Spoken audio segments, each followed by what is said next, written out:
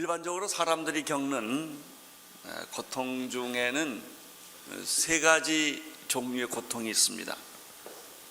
베드로 사도는 베드로전서 2장 19절 20절에서 그것을 세 가지로 설명을 했는데, 첫째는 애매히 받는 고난이 있다는 것입니다. 억울한 고난이고요, 누명 쓴 고난입니다. 잘못 안 했는데 혼박 뒤집어 쓴 겁니다. 이런 사람들 세상에 참 많습니다. 두 번째 고난은 죄로 인한 고난입니다. 잘못을 저질렀고 죄를 지어서 받게 된 고난입니다. 세 번째 고난은 선을 행하다가 얻는 고난이 있다고 베드로 사도는 말했습니다. 적극적으로 다른 사람을 도왔습니다. 선행을 행했습니다. 그런데 그 결과는 고난이었습니다. 손해를 많이 본 것입니다. 예수님께서 받은 고난은 이 세 가지 중에서 아마 세 번째 해당할 것입니다. 선을 행하다 얻는 고난이 바로 예수님이 겪으신 고난이죠. 우리들이 받는 고난은 어떤 것일까요? 안 그런 사람도 있겠지만 아마도 두 번째가 아닌가 생각합니다. 맞아 싸다. 이게 잘못해서 받는 고난이 거의 대부분일 것입니다. 그런데 오늘 성경에 보면 정말 억울한 고난을 받은 한 사람을 예수님이 만나는 장면을 보게 됩니다. 요한복음 오늘 읽은 9장 1절의 말씀부터 시작하겠습니다. 9장 1절 시작. 예수께서 길 가실 때 날 때부터 소경된 사람을 보신지라. 예수님 당시에는 소경이 앞을 못 보는 사람이 참 많았습니다. 요즘도 우리가 도로 표지판 빌딩 가면 그 앞을 못 보는 분들을 위해서 표지판을 많이 만들어 놓는 것은 그 앞 못 보는 사람이 얼마나 불편한가, 불행한가를 보여주는 단적인 예지요. 예수님 당시에는 성전 미문에 사람들이 많이 모이는 거리에 소경들이 구걸하기 위해서 있었다는 이야기를 곳곳에서 성경이 이야기를 하고 있습니다. 오늘 예수님이 만난 사람은 날 때부터 소경이 된 사람입니다. 소경된 이유가 이 사람에게 있지 않고 태어나고 보니까 소경이 돼 있는 거예요. 선택의 여지가 전혀 없이 그냥 소경으로 태어난 것입니다.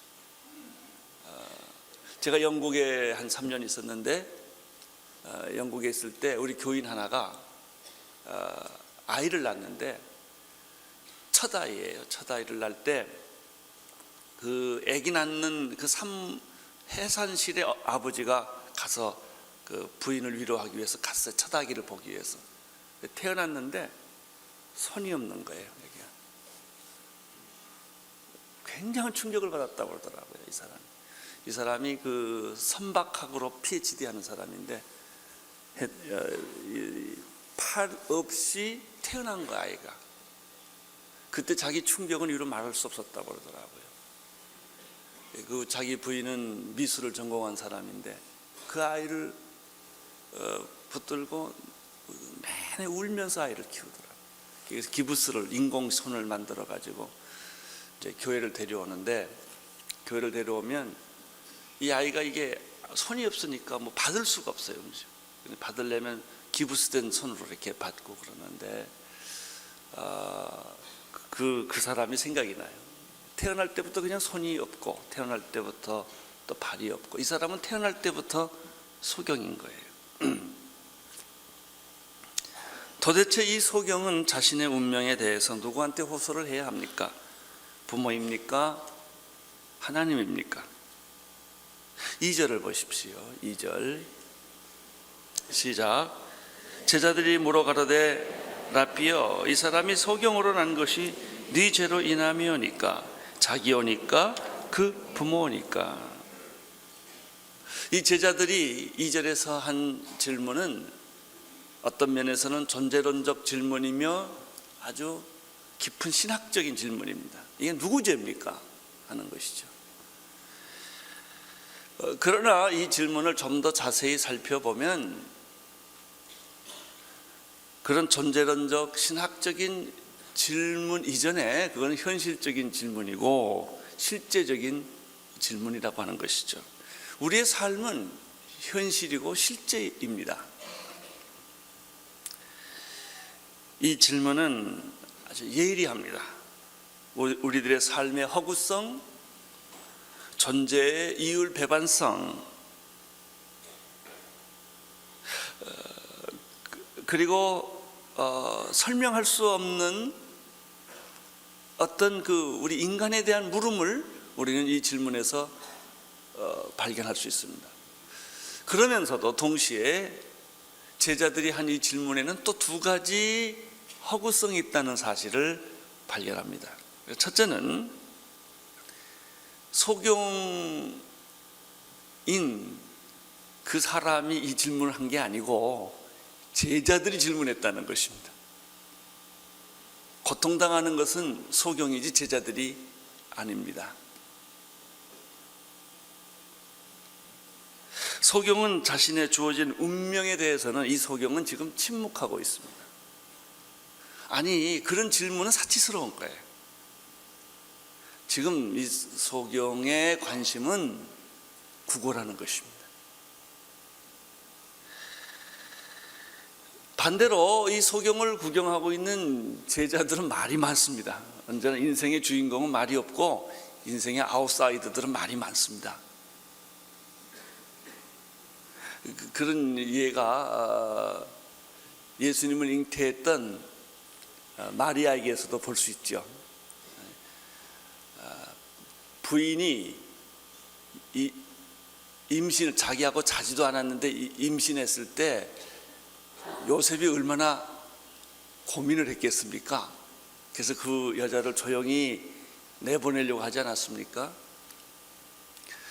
요셉이 가만히 있으면 우리도 가만히 있어야 됩니다. 그런데 그 문제를 가지고 사람들이 말이 많아요. 뭐 예수가 사생하다, 뭐다 말이 많은데 이 고난의 현장에 있는 사람은 침묵하고 있는 것을 여기서 보고요. 고난을 구경하고 있는 사람은 고민해요. 말이 많고. 이런 허구성이에요. 두 번째 또 하나의 허구성이 질문에게 있어요. 그것은 예수님의 제자들이 질문한 질문은 잘못된 정보와 관행과 사고방식 때문에 이런 질문이 나왔다는 것입니다. 이게 정확한 질문이 아니라는 것이죠.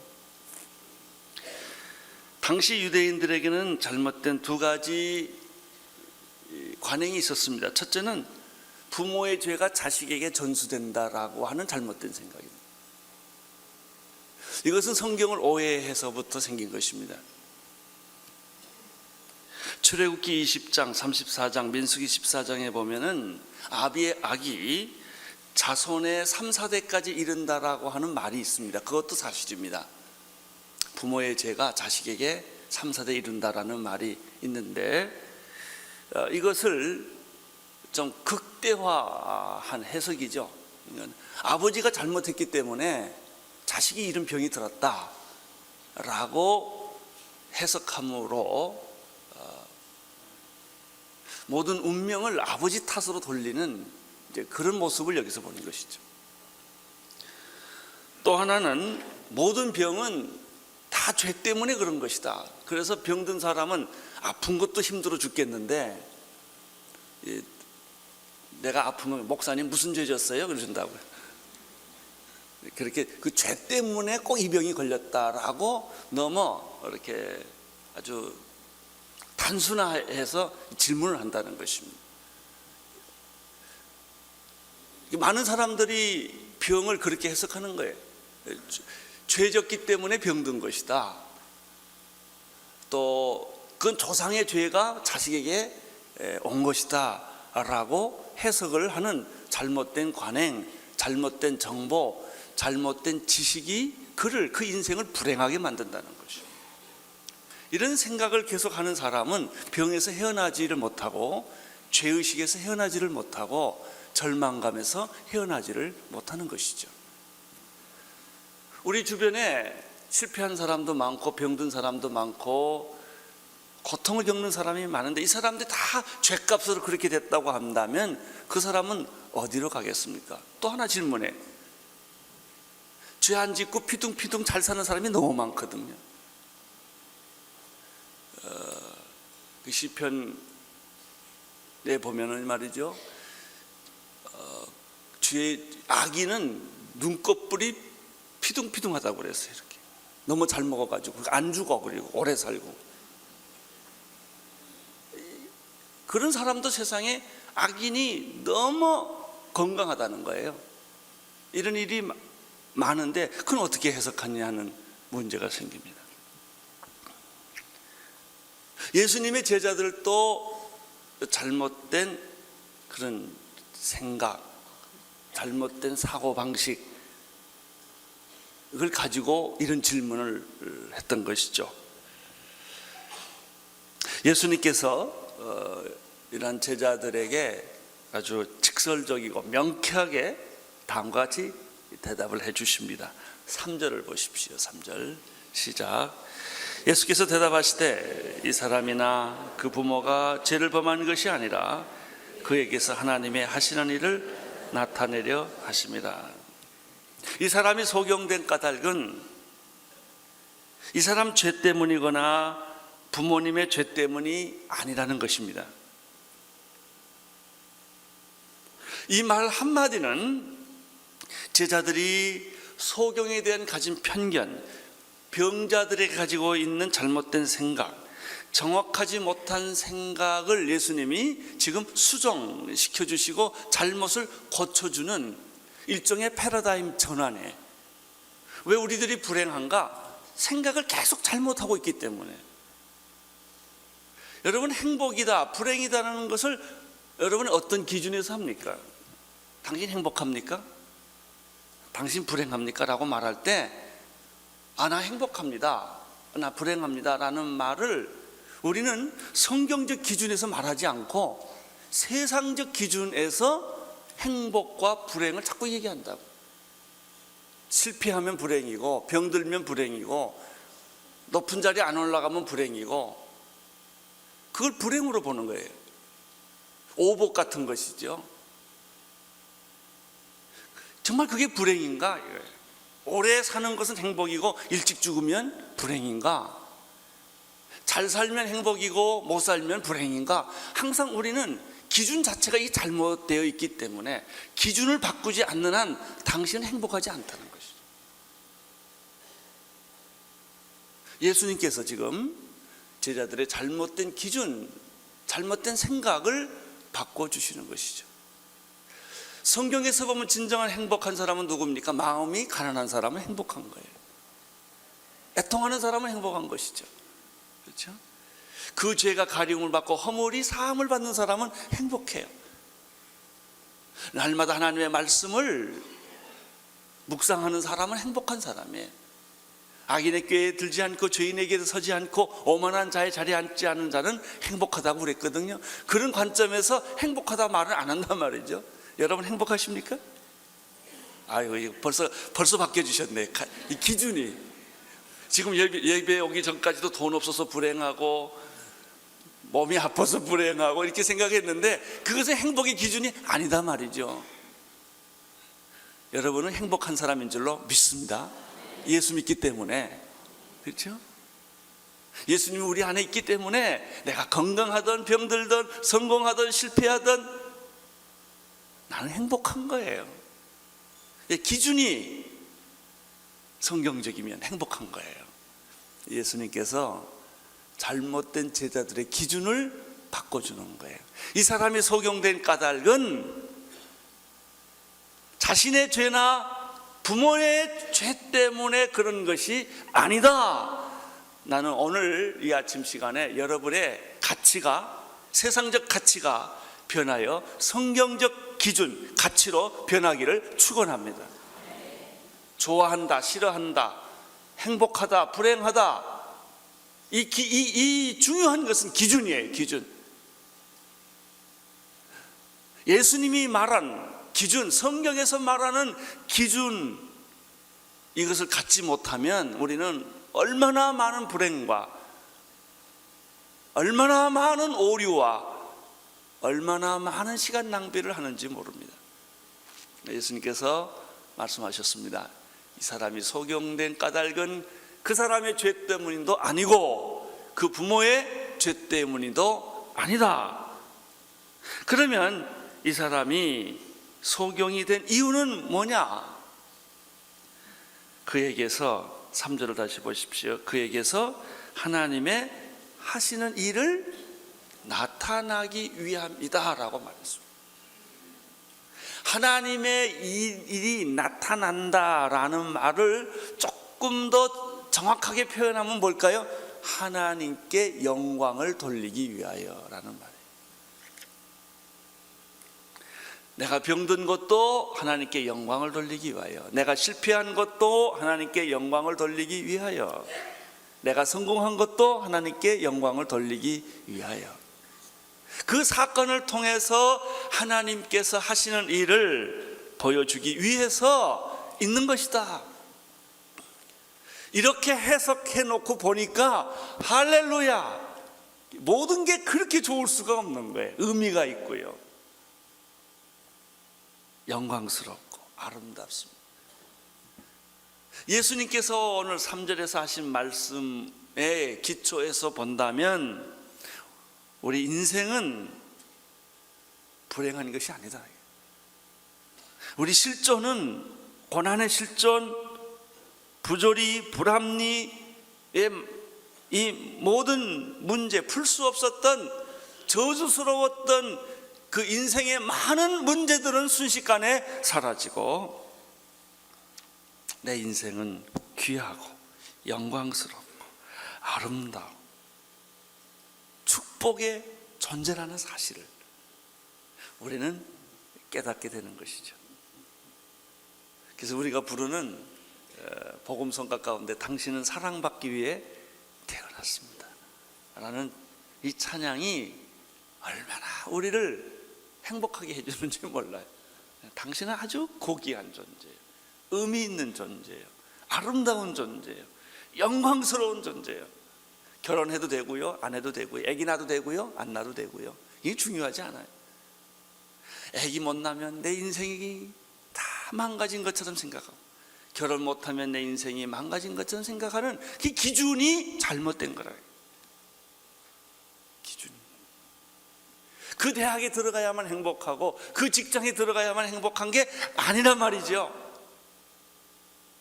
당신의 인생이 거기에 걸려있지 않다는 것이죠.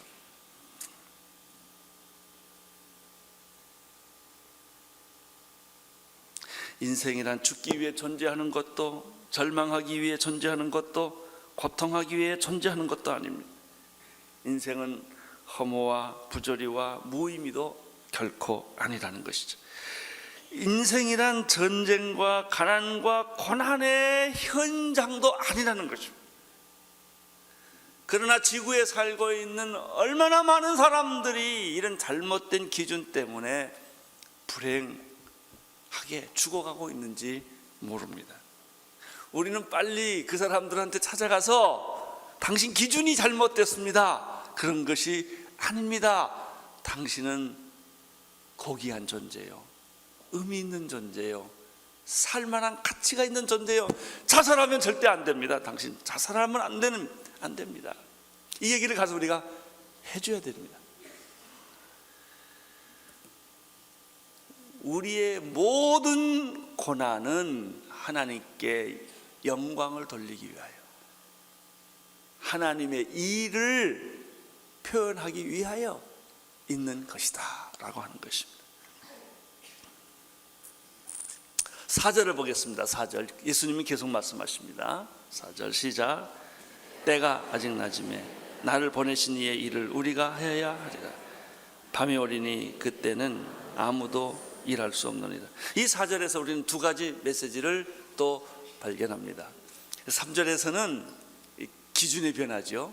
가치의 변화지요. 4절에서는 두 가지가 있는데, 첫째는 뭐냐면 예수님께서 예수님 자신의 삶이 어떤 것인가를 예수님이 정의를 해 주셨습니다. 예수님이 내 인생은 하나님께서 나를 세상에 보내서 사명을 이루기 위해서 존재하는 것이다 라고 예수님이 그렇게 해석해 주셨습니다. 자, 여러분은 여러분의 인생을 해석할 수 있겠습니까? 자, 여러분 이 세상에 왜 오셨습니까? 애 낳기 위해 왔어요? 그럼 맨날 고민해요. 대학교 가기 위해서 오셨습니까? 그러면 머리 싸매고 공부해야 돼요. 직장 가기 위해서 오셨습니까? 돈 벌기 위해서 오셨습니까? 그러니까 우리는 이 고난의 질문에서 해답이 없는 거예요. 예수님 뭐라고 하면 하나님이 나를 세상에 보내셨다라고 예수님은 생각하신 겁니다. 자, 4절 다시 보세요. 때가 아직 낮음에 나를 보내신 이의 일을 우리가 하리라. 나를 보내신 이의 일을 내가 하는 것이 내 직업이요, 내 가정이요, 내 사명이요, 내 존재 이유라는 거예요. 내가 그것 때문에 공부하고 그것 때문에 내가 일을 하는 것이고 그것 때문에 내가 돈을 버는 것이고 그것 때문에 나는 직장을 안 가질 수도 있는 거예요. 예수님은 그렇게 생각하셨어요. 나는 하나님이 나를 세상에 보내신 그 미션, 그 사명을 이루기 위해서 나는 존재한다 라고 이 4절에서 제자들에게 얘기를 하셨습니다. 나는 여러분에게도 이 축복 있게 되기를 바랍니다. 나는 세상에 온 목적이 바로 이것이다. 그것이 확실할 때 일할 때 기쁨이 있고 고생도 참을 수 있고 병도 참을 수 있고 위기도 참을 수 있고 어떤 슬픔도 다 이겨낼 수가 있는 거예요. 이 목적이 있으면.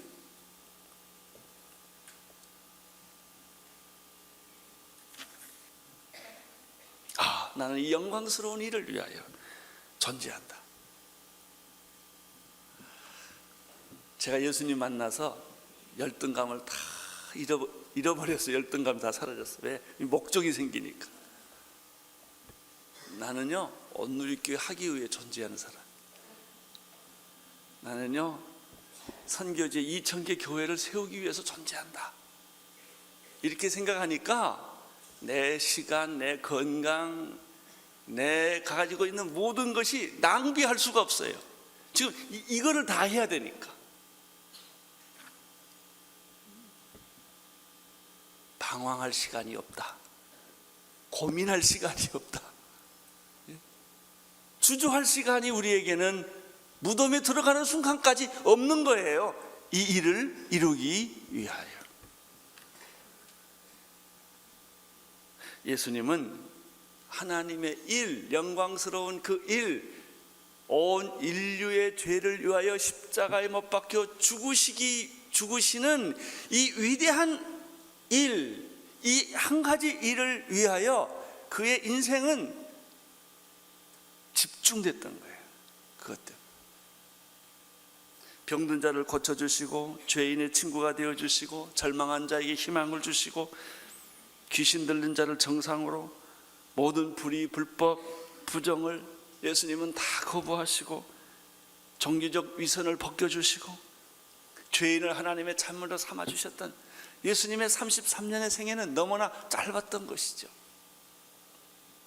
누가 어떤 사람이 계산을 했는데 여기서 우리가 서울까지 가려면 한 400km 넘습니까?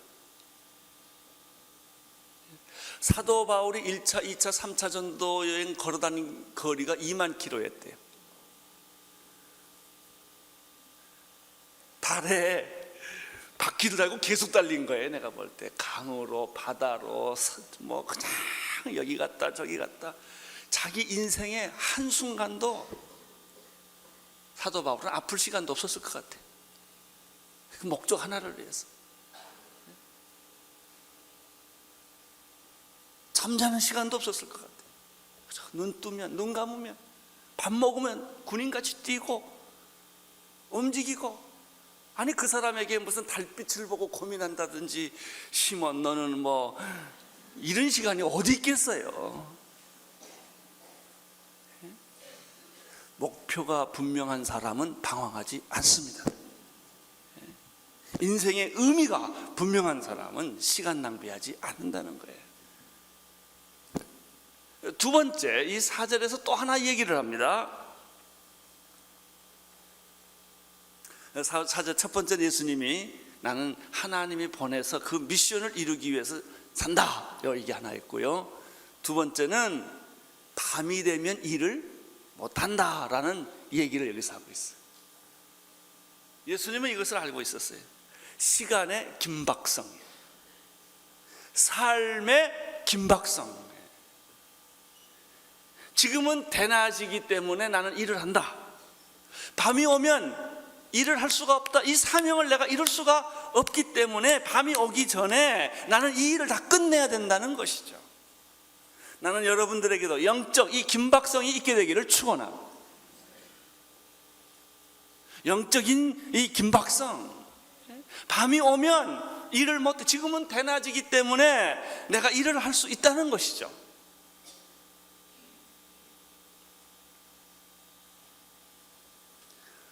에베소서 5장 16절에 이런 말씀이 있지요. 세월을 아끼라, 때가 악하니라. 그러므로 어리석은 자가 되지 말고 오직 주의 뜻이 무엇인지 이해하라. 술 취하지 말라. 술 취할 시간이 어디 있어요? 술집에 갈 시간이 어디 있고 도박할 시간이 어디 있냐 이거예요. 예? 잠 못 이루는 밤이 어디 있냐 이거예요.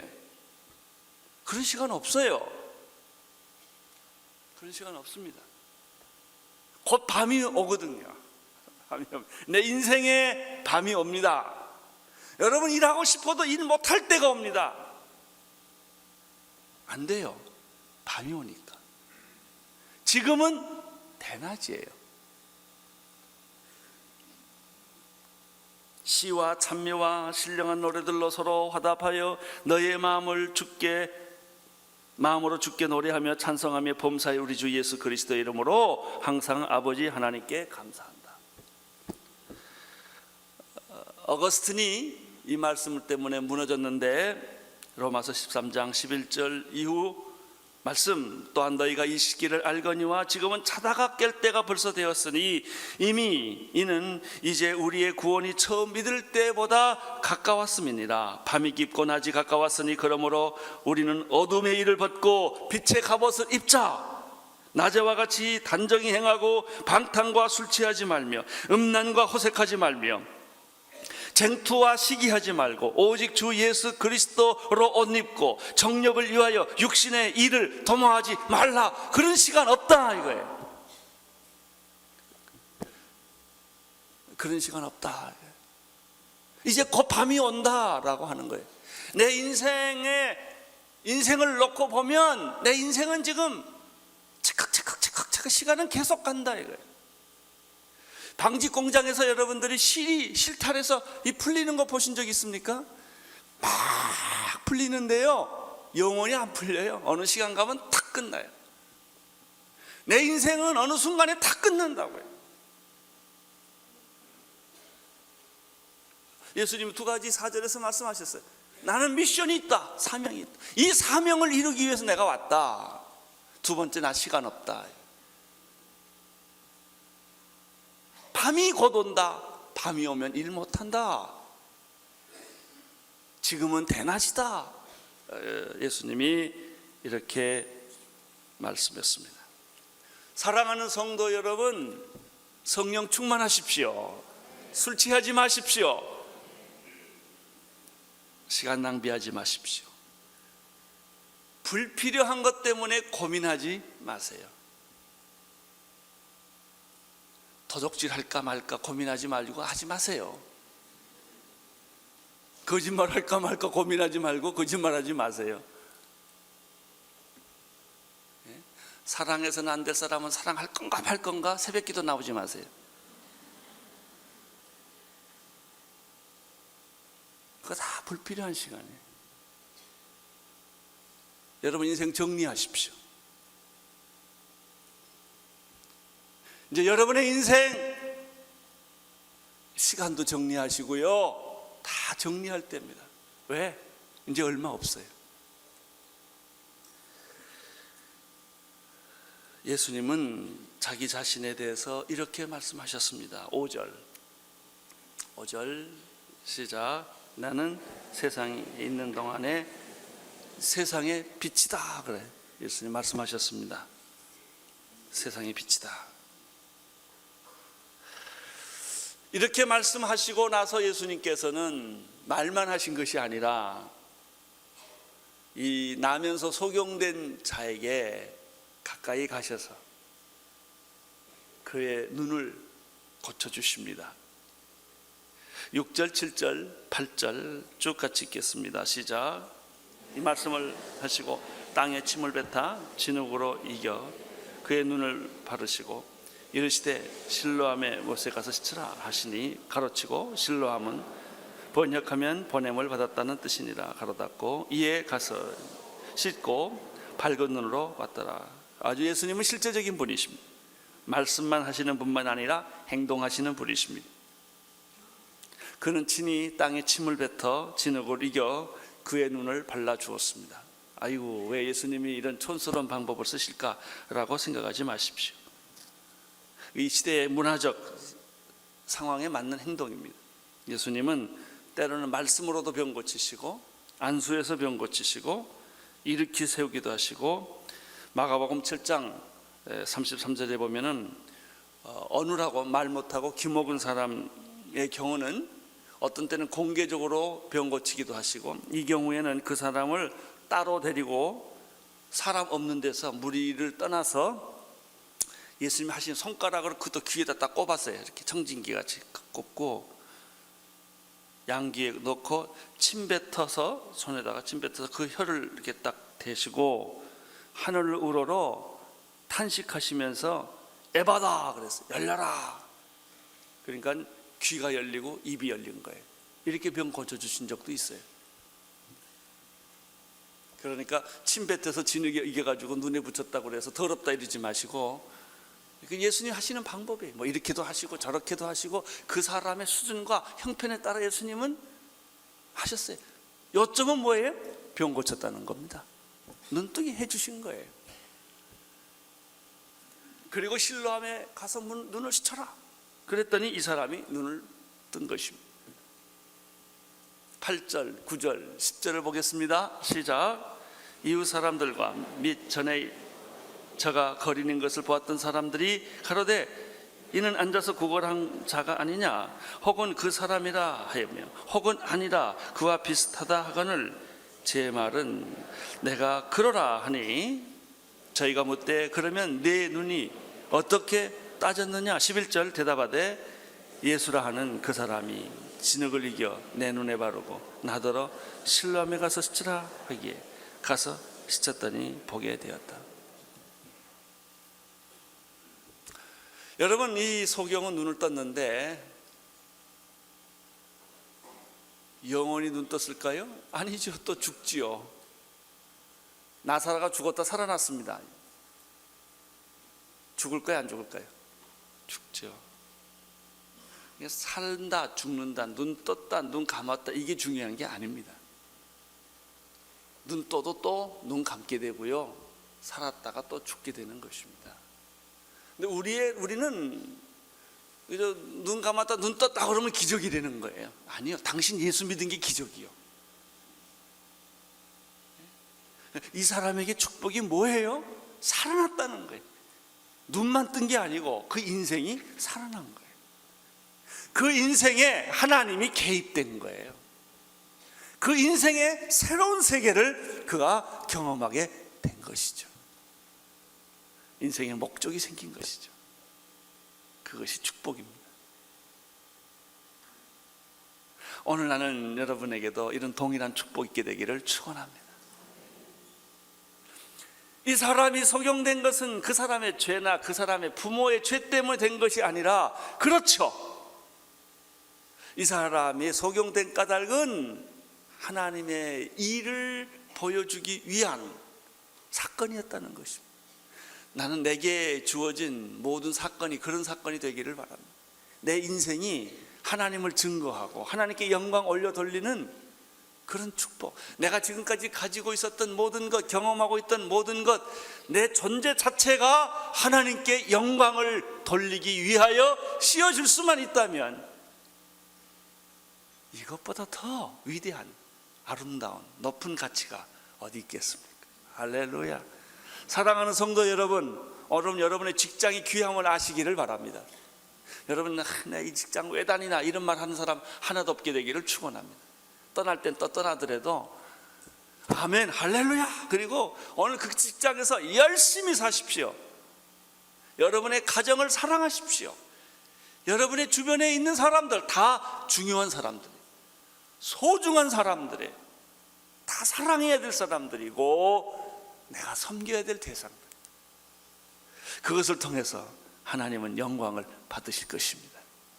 당신의 실패도 영광을 받으시고 당신의 실수도 하나님이 영광을 받으실 것입니다. 하나님의 축복이 여러분들에게 함께 하시기를 축원합니다.